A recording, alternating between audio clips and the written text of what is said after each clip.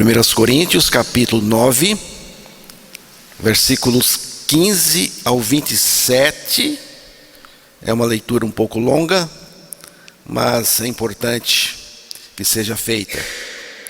Vamos ouvir.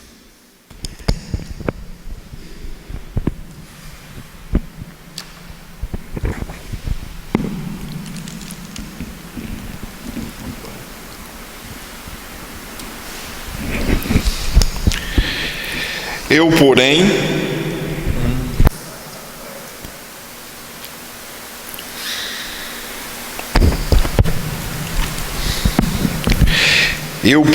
não me tenho servido de nenhuma dessas coisas, e não escrevo isto para que assim se faça comigo, porque melhor me fora morrer antes que alguém me anule esta glória. Se anuncio o Evangelho, não tenho de que me gloriar, pois sobre mim pesa esta obrigação, porque ai de mim se não pregar o Evangelho. Se o faço de livre vontade, tenho galardão, mas se constrangido, é então a responsabilidade de dispenseiro que me está confiada. Neste caso, qual é o meu galardão? É que, evangelizando, proponha de graça o Evangelho para não me valer do direito que ele me dá. Porque, sendo livre de todos, fiz-me escravo de todos, a fim de ganhar o maior número possível. Procedi para com os judeus como judeu, a fim de ganhar os judeus. Para os que vivem sob regime da lei, como se eu mesmo assim vivesse, para ganhar os que vivem debaixo da lei, embora não esteja eu debaixo da lei. Ao sem lei, como se eu mesmo fosse, não estando sem lei, para com Deus, mas debaixo da lei de Cristo, para ganhar os que vivem fora do regime da lei. Fiz-me fraco para com os fracos, com o fim de ganhar os fracos. Fiz-me tudo para com todos, com o fim de que por todos os modos salvar alguns. Tudo faço por causa do Evangelho, com o fim de me tornar cooperador com ele. Não sabeis vós que os que correm no estádio, todos na verdade correm, mas um só leva o prêmio? Correi de tal maneira que o alcanceis. Todo atleta em tudo se domina, aqueles para alcançar uma coroa corruptível, nós porém a incorruptível.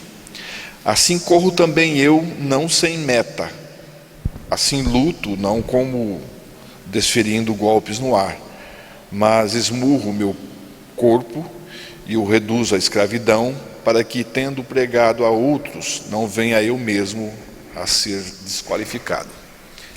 Que Deus revele sua palavra aos nossos corações. É muito importante que você acompanhe a leitura aí na Escritura, versículo por versículo, até a pontuação. É muito importante. Estamos lendo esta carta juntos, e a nossa intenção é justamente essa: ler mesmo, verso por verso, e deixar Deus falar ao nosso coração. O tema da mensagem de hoje, apenas para nos orientar no estudo, é a cruz antes da coroa, vivendo em fidelidade a Cristo. Esse é um texto muito rico e profundo, que fala sobre a vida cristã, a fidelidade e a motivação do nosso serviço a Cristo. Antes de prosseguirmos no texto de 1 Coríntios 9, quero chamar sua atenção para algo grandioso, essencial e absolutamente inegociável. Algo que não é apenas o fundamento da vida cristã, mas a própria vida cristã. Estamos diante da palavra de Deus e ela nos conduz diretamente à cruz, onde tudo começa e onde tudo em nós deve terminar. Se perdermos isso de vista, não importa o quanto saibamos, o quanto sirvamos, preguemos ou nos envolvamos com ministérios. Sem a cruz de Cristo, sem esta experiência real e pessoal com Cristo crucificado, não há cristianismo. Cristianismo verdadeiro não. Não há vida. Pode ter aparência, religião. Por isso, quero lembrar, e não só lembrar, e pedir que você preste atenção ao que é central. A cruz não é um acessório da fé, é o coração da fé. É nela e nela algo grandioso, libertador e definitivo aconteceu com todos aqueles que verdadeiramente creem. Isso aqui é muito importante. Vou repetir isso aqui. A cruz não é um acessório da fé, um enfeite. É o coração da fé. E nela algo grandioso, libertador e definitivo aconteceu com todos aqueles que verdadeiramente creem. Já estou crucificado com Cristo e vivo não mais eu, mas Cristo vive em mim. A vida cristã não começa com uma decisão humana, mas com uma identificação espiritual e real com Cristo na cruz. Isso não é linguagem simbólica. É uma verdade espiritual e profunda e indispensável. Quando Cristo foi à cruz, Ele nos atraiu a si. Ele mesmo disse isso no Evangelho de João, capítulo 12, versículo 32. Ali na cruz, em Cristo, fomos crucificados. Romanos 6,6 confirma isso. Morremos com Ele, fomos sepultados com Ele e pela graça ressuscitamos com Ele. Efésios 2, 5 e 6 também mostram isso. Tem outros versículos também. Cristo não morreu sozinho, nós morremos com Ele, e Ele não ressuscitou apenas para si. Nós ressuscitamos com Ele para que agora Ele viva em nós. Ele é a nossa vida, como Paulo disse em Colossenses 3, versículo 4. A vida cristã não é um esforço moral para imitar Jesus. É a vida de Cristo vivendo em nós. Não é imitar Jesus. Não é querer ser Jesus. É Ele mesmo em nós vivendo a sua vida. Ele é minha justiça, minha santidade, minha força e meu destino. Se essa união com Cristo for ignorada, nossa fé é apenas uma religião morta. Você não pode aproveitar daquilo que você ignora, que você deixa para lá. Sem a cruz não há cristianismo. Sem a morte com Cristo não há vida verdadeira. Essa é a tônica, a ênfase da pregação do apóstolo Paulo, e deve ser a nossa também. Omitir isso é pregar outro evangelho. Seremos traidores de Cristo se deixarmos de anunciar que a cruz é o lugar da morte do nosso ego, da nossa justiça própria e da nossa independência. Na última mensagem, nesta carta, aqui, 1 Coríntios 9, versículos de 1 a 14, já estudamos na mensagem anterior. Vimos Paulo abrindo mão de seus direitos como apóstolo.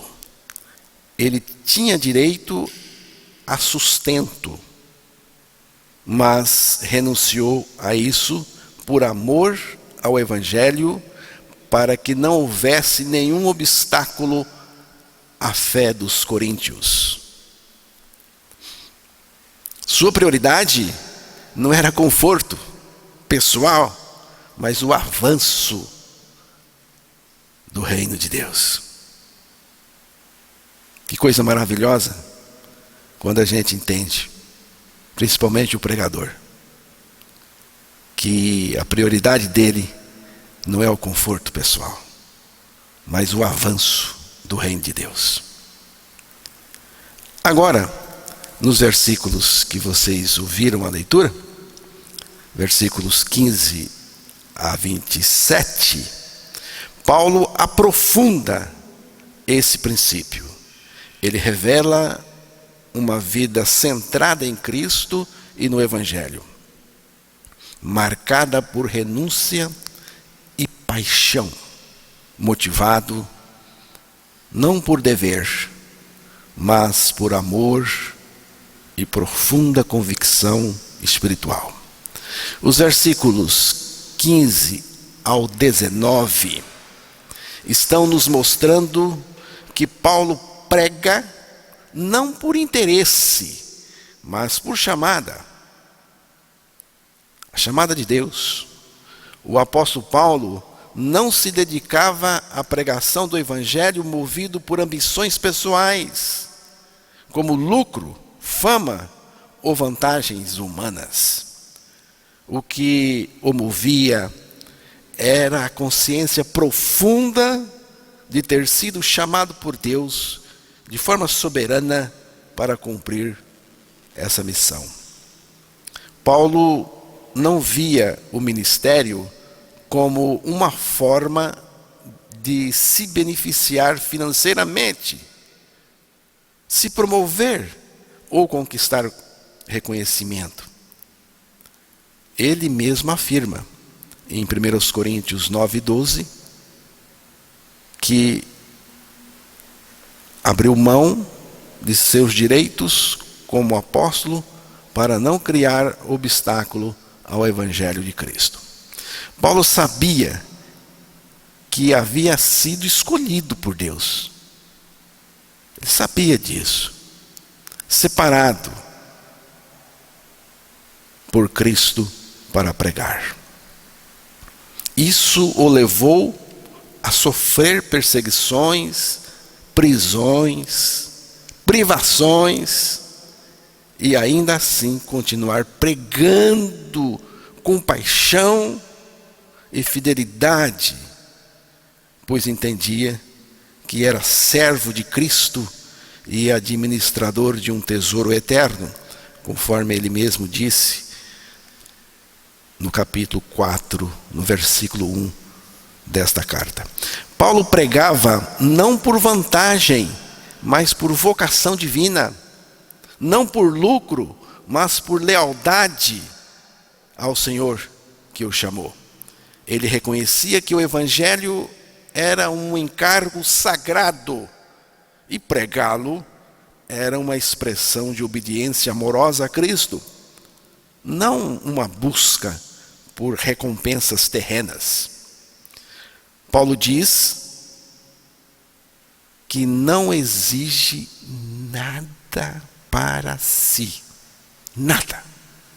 Sua alegria está em pregar o Evangelho de graça, pela graça, sem peso para ninguém.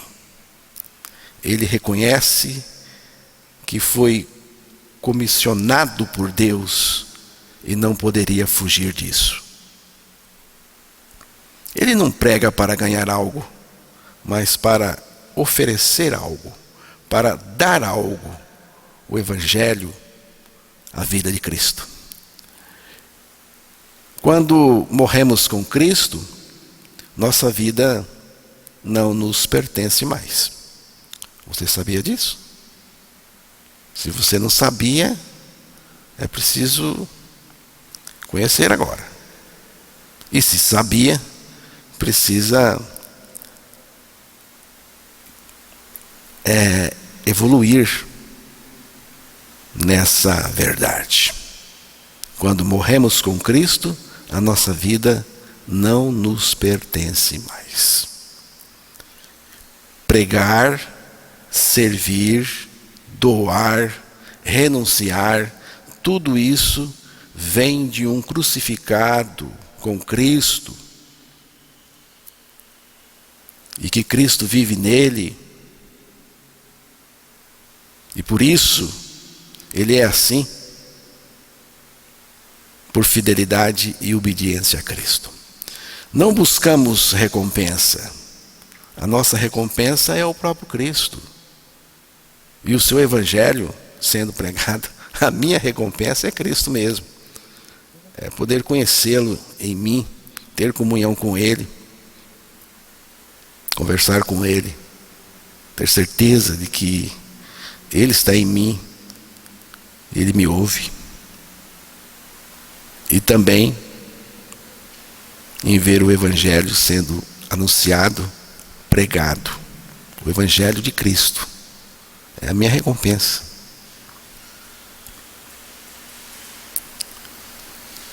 Qual é, pois, o meu galardão? Paulo dizendo que, evangelizando, proponha de graça o Evangelho de Cristo, para não abusar do meu poder no Evangelho. Versículo 18. Paulo via sua recompensa em ver o Evangelho sendo propagado sem barreiras. Isso era suficiente para ele. Nos versículos 19 ao 23, aqui vemos Paulo fazendo-se servo de todos por amor a Cristo. Porque, sendo livre para com todos, fiz-me servo de todos para ganhar ainda mais. Paulo era livre, mas se fez escravo voluntário, servo voluntário, por amor a Cristo e às pessoas. Por favor, não vai entender esse voluntário, porque no reino de Deus é assim. Como? Quando eu puder, eu faço. Quando tiver tempo, eu vou. Fiz-me como judeu, como sem lei, como fraco. Fiz-me tudo para todos, para, por todos os meios, chegar a salvar alguns. Versículos 20 ao 22, Irmãos, isso não significa que ele era incoerente. Ele sabia quem era Cristo, o que ele era também Cristo. Ele sabia disso, tinha essa convicção, mas ele se adaptava por amor ao outro, na tentativa de ganhá-lo para Cristo. O que Paulo realmente quis dizer, é importante entender isso aqui. O que Paulo realmente quis dizer? Fiz-me tudo para todos, para por todos os meios chegar a salvar alguns. Paulo está falando sobre renúncia pessoal, não concessão moral. Preste atenção nisso. O contexto aqui mostra que Paulo estava abrindo mão de seus próprios direitos e ajustando sua forma de se comunicar e se relacionar com diferentes tipos de pessoas. Judeus, gentios, os irmãos fracos, para que nenhum obstáculo cultural ou pessoal impedisse. Fiz-me de tudo para com todos. Fiz-me de tudo para com todos. Não significa viver em contradição com o Evangelho, comprometer a santidade para agradar aos homens ou diluir a mensagem de Cristo. Nada disso. Significa sim remover obstáculos desnecessários para que o Evangelho alcance os corações. Irmãos, Paulo jamais pecou para evangelizar. Sua capacidade de se contextualizar tinha um limite inegociável: a santidade e a fidelidade à verdade do Evangelho. Tudo isso tinha um limite bem nítido: a santidade e a fidelidade e a verdade do Evangelho. Fiz-me fraco para com os fracos, para ganhar os fracos. Fiz-me tudo para com todos, para por todos os meios chegar à salvação de alguns.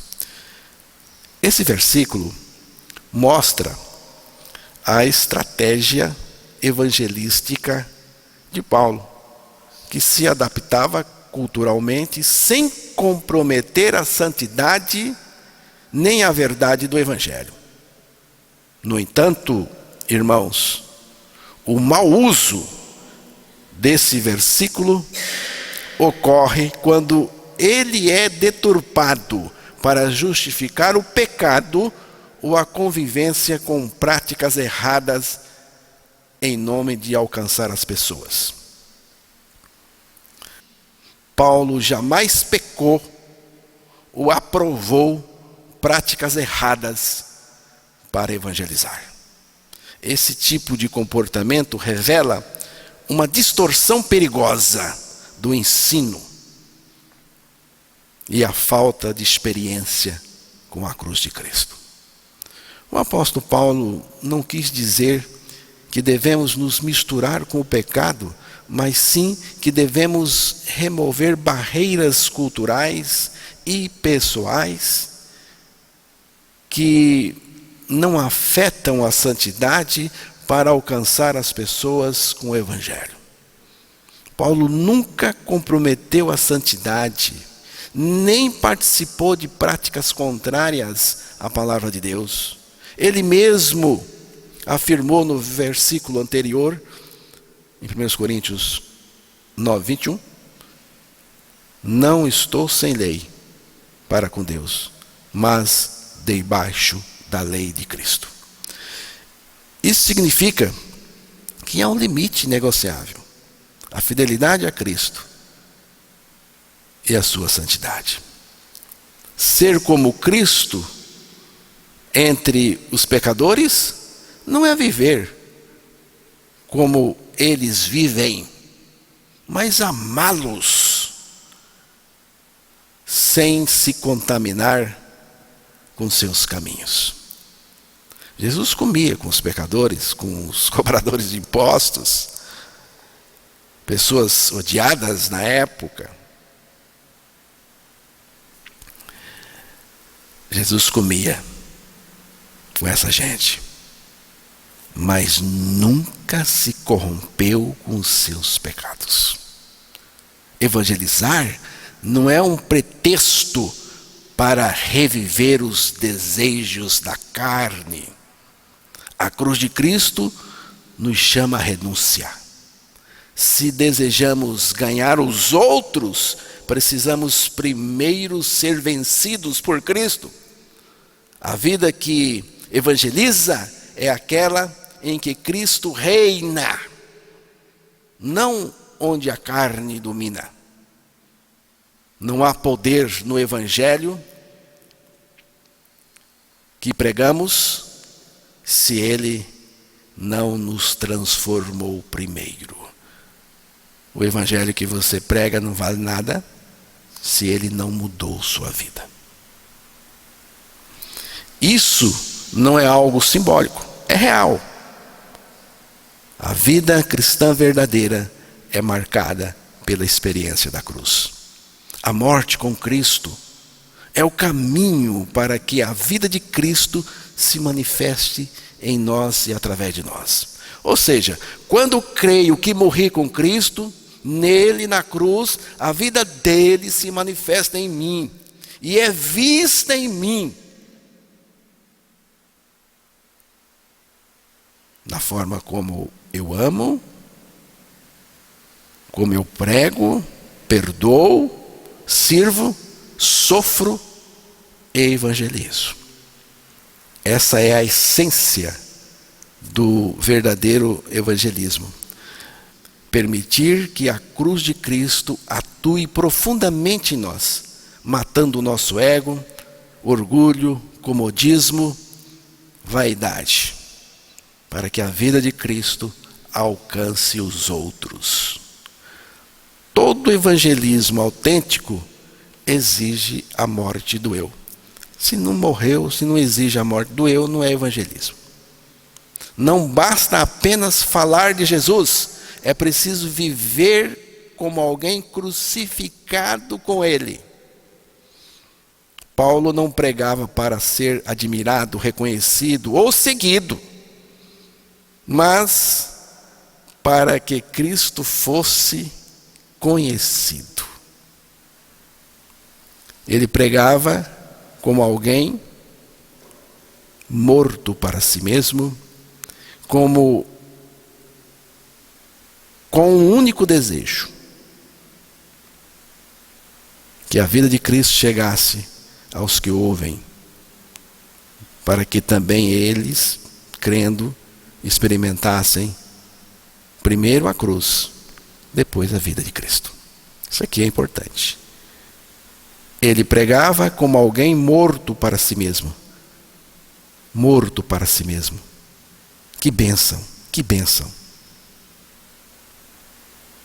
Com um único desejo: que a vida de Cristo chegasse aos que ouvem, para que também eles, crendo, experimentassem primeiro a cruz e depois a vida de Cristo. Não é só falar de Jesus, mas viver crucificado com ele, para que a sua vida chegue aos outros.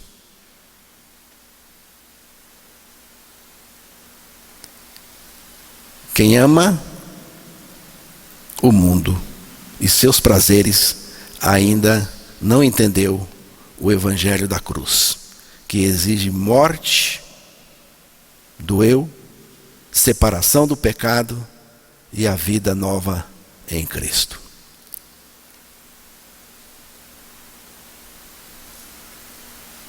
Então, o Evangelho nos liberta para servir, não para exigir. E eu faço isto por causa do Evangelho, para ser também participante dele. Versículo 23. Por causa do Evangelho. O que significa? Paulo está dizendo que toda a sua vida está orientada pelo propósito de fazer o Evangelho conhecido, experimentado e vivido. Ele abre mão de seus direitos, se desgasta, suporta sofrimento, não por conveniência pessoal, mas por amor à mensagem de Cristo crucificado, mensagem da cruz, né? Tem até um cântico que diz: eu amo a mensagem da cruz. E isso para que o Evangelho seja anunciado com nitidez, para que nenhuma barreira humana ou cultural impeça alguém de ouvir. Para que o Evangelho não seja desonrado por nossas atitudes egoístas, porque ele está vivendo para aquilo que o salvou, para ser também participante dele. O que significa? Aqui Paulo expressa algo profundo. Ele não quer apenas pregar o Evangelho aos outros, mas participar do Evangelho, participar de tudo que o Evangelho oferece e exige. Participar do Evangelho é experimentar a morte e a ressurreição com Cristo e a vida de Cristo em nós. Também significa participar dos sofrimentos de Cristo, da santidade dele, da comunhão com ele, da missão de Cristo. Participar da recompensa eterna, da transformação contínua que o Evangelho produz. Ou seja, ele não quer ser apenas um pregador, mas alguém que vive o que prega, alguém alcançado e moldado pela cruz que anuncia. Paulo pregava o Evangelho como quem carrega a cruz, e não apenas um discurso. Carregar a cruz, levar a cruz, é a nossa morte com Cristo nela. Então, resumindo, por causa do Evangelho, tudo que Paulo faz é para que o Evangelho avance, seja honrado, alcance os perdidos. Para ser participante dele, Paulo quer viver o Evangelho profundamente, sendo transformado por ele, sofrendo por ele e recebendo a recompensa dele. Paulo está dizendo que todas as suas renúncias, esforços, como se fazer de servo de todos, judeu para os judeus, fraco para os fracos, e segue por aí, são por amor ao Evangelho, para que ele mesmo participe de suas bênçãos, não apenas pregando, mas vivendo, sendo transformado por ele. Não sabeis vós que os que correm no estádio, todos, na verdade, correm, mas só um leva o prêmio?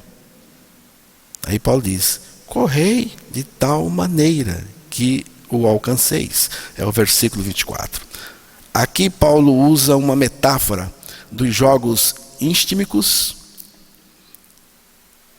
que os coríntios conheciam bem. Na corrida, todos corriam, mas só um vencia. Ele diz: corram com foco, com propósito, com intensidade. A vida cristã é assim. Ele diz: e todo aquele que luta, de tudo se abstém. Versículo 25. Os vencedores nos jogos eram coroados com uma coroa de folhas que seca.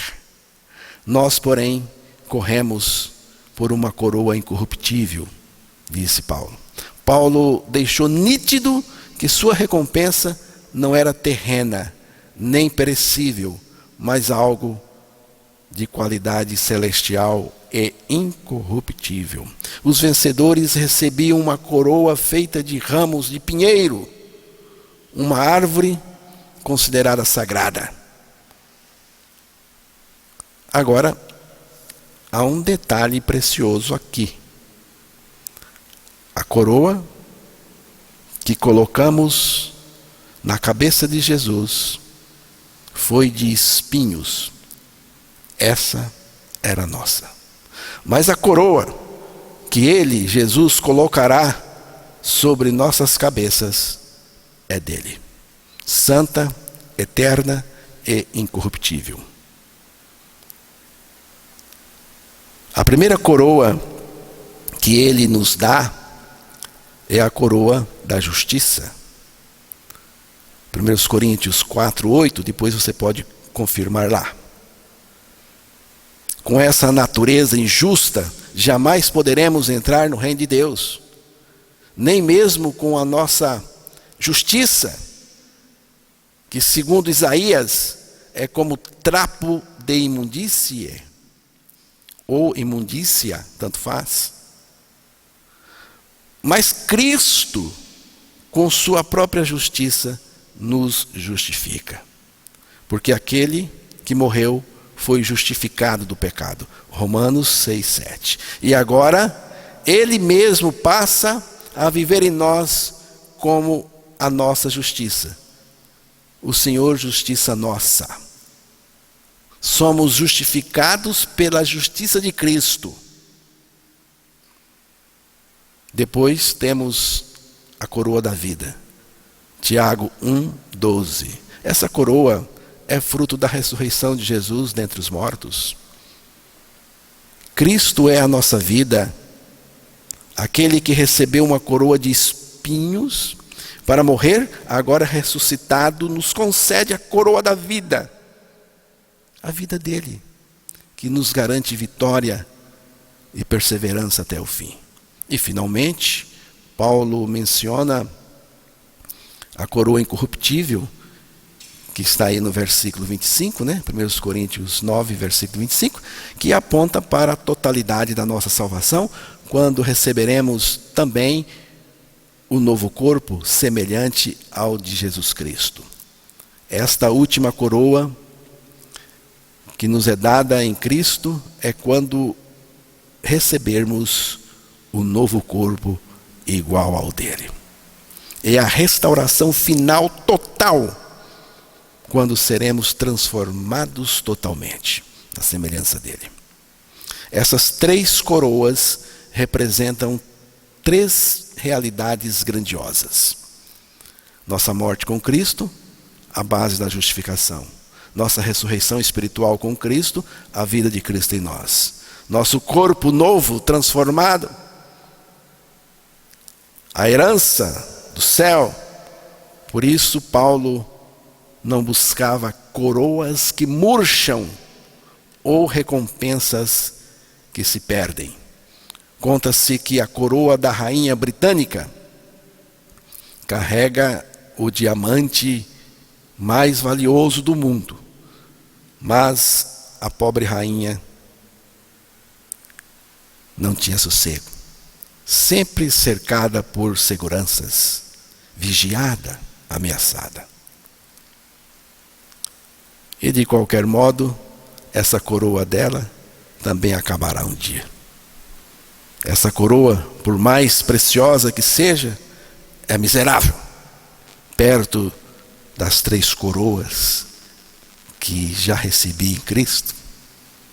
2 eu já estou usando, e a 3ª estou aguardando com alegria. Deus nos quer assim. Menos do que isso não é a obra de Deus na nossa vida. Há um cântico que diz: Vamos coroar Jesus Cristo. Mas, na verdade, nós não podemos coroá-lo. Foi Ele quem nos coroou com a sua graça maravilhosa. Você crê a sua coroação? Que coroas você está buscando? Assim corro também eu, não como a coisa incerta. Assim combato, não como batendo no ar. A vida cristã tem direção, foco, tem meta.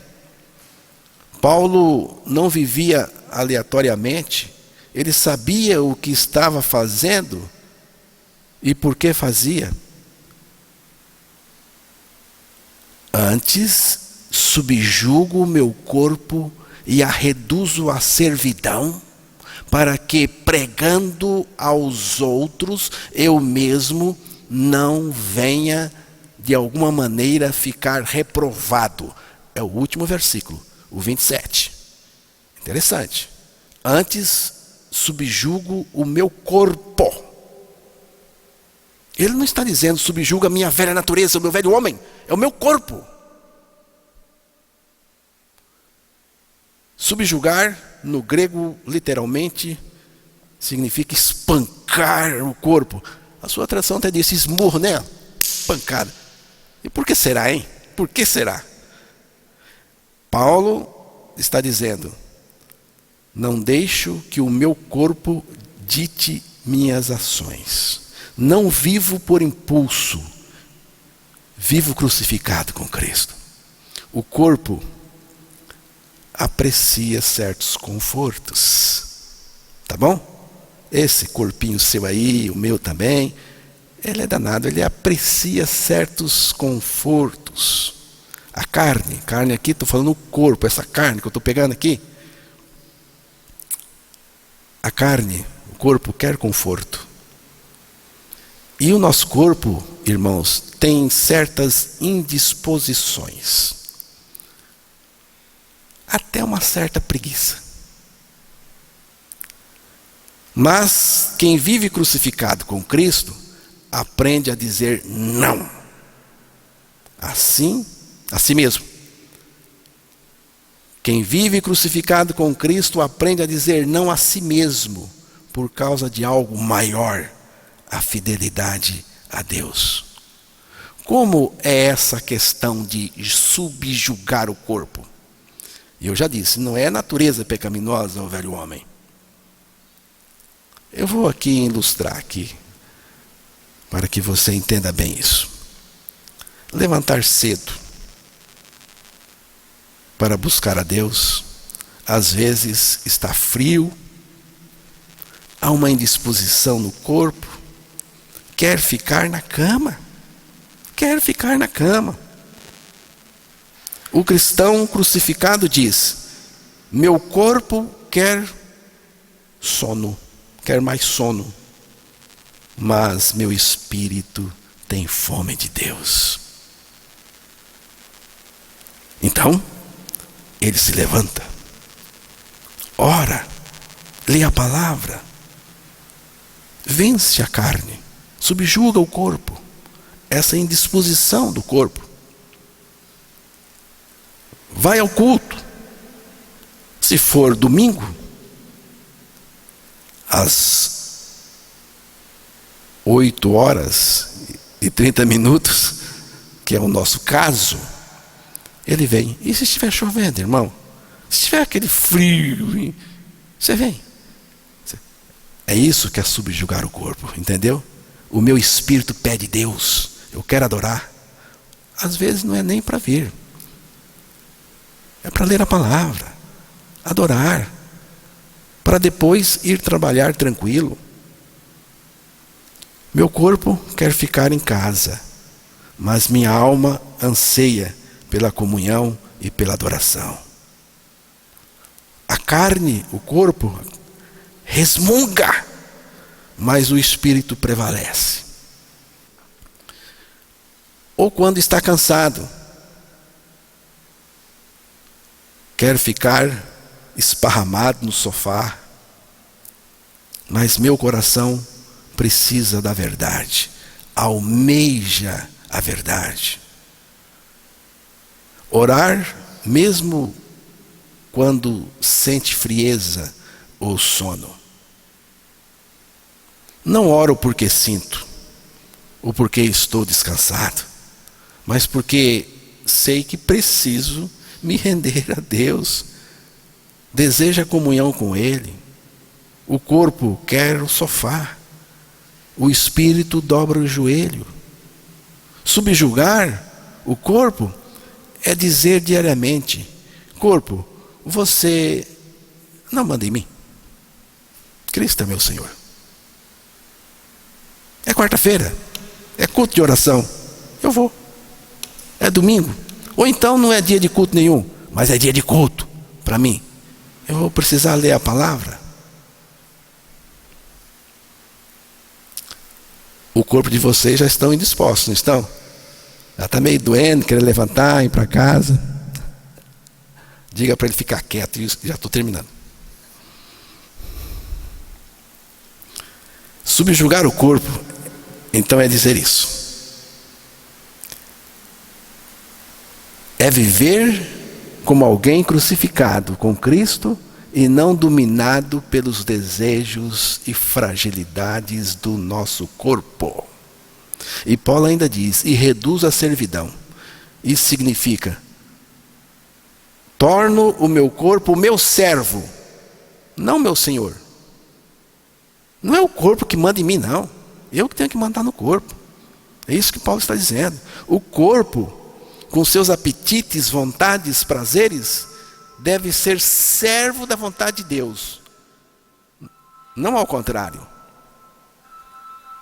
Para que, pregando aos outros, eu mesmo não venha, de alguma maneira, ficar reprovado. Eu quero então terminar dizendo aqui as últimas coisas. Você foi crucificado com Cristo? Você já morreu para si mesmo e ressuscitou com Ele para uma nova vida? Sem essa identificação com Cristo na cruz, tudo o que fazemos é apenas performance religiosa, nada mais. Mas se estamos nele e ele em nós, então podemos servir sem buscar recompensa, amar sem esperar retorno, renunciar sem amargura, viver com um propósito, foco e intensidade. 2 perguntas finais para você pensar. Você está vivendo para Cristo ou apenas usando Cristo para viver do seu jeito? A coroa que você está buscando é a dele? Ou é ainda uma de folhas que murcha? Pense nisto.